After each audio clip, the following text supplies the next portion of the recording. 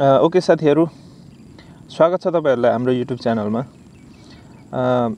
तपाईहरुले थम्बनेलमा देखिसक्नु भएको छ व्हाट्सएपमा भएको फोटोहरु भिडियोहरु तपाईको ग्यालरीमा गएर सेभ भएर तपाईको ग्यालरी चाहिँ फुल भइरहेको समस्या छ भने त्यसको लागि कसरी अफ गर्न सकिन्छ भन्ने म दुईटा सिक्रेट तरिकाहरु बताउन चाहन्छु। तपाईले त्यो सेटिङहरु अफ गरिदिनु भयो भने चाहिँ तपाईको व्हाट्सएपमा भएको कुनै पनि फोटोहरु अनि भिडियोहरु तपाईको ग्यालरीमा सेभ हुने छैन अनि त्यसपछि तपाईहरुले आनन्दले व्हाट्सएप युज गर्न सक्नुहुन्छ।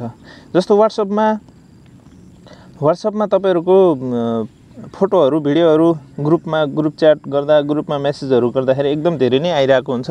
त्यसले गर्दाखेरि तपाईहरु व्हाट्सएपमा भएको फोटोहरुलाई चाहिँ सजिलै व्हाट्सएपबाट नै आफुलाई चाहियो भने सेभ गर्ने नत्र भने चाहिँ सेभ नगर्ने गराउन सकिन्छ।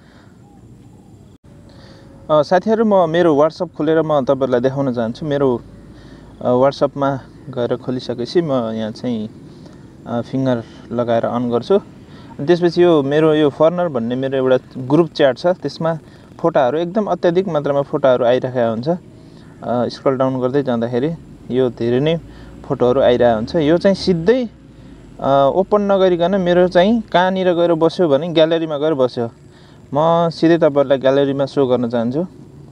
ग्यालरीमा ल हेर्नुस्, यो सबै फोटोहरु मलाई यो अननेसेसरी फोटोहरु मेरो ग्यालरीमा आएर बसिरहेछ।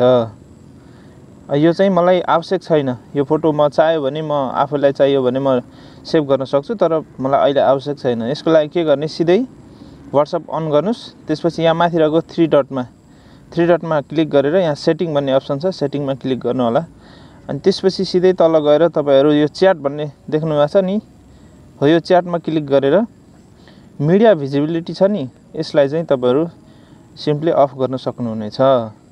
त्यसपछि तपाईहरु फेरि एकचोटी ब्याक गर्नुस्। ब्याक गरिसकेपछि तपाईहरु स्टोरेज एन्ड डाटा भन्ने छ, यसमा क्लिक गर्नुहोस्।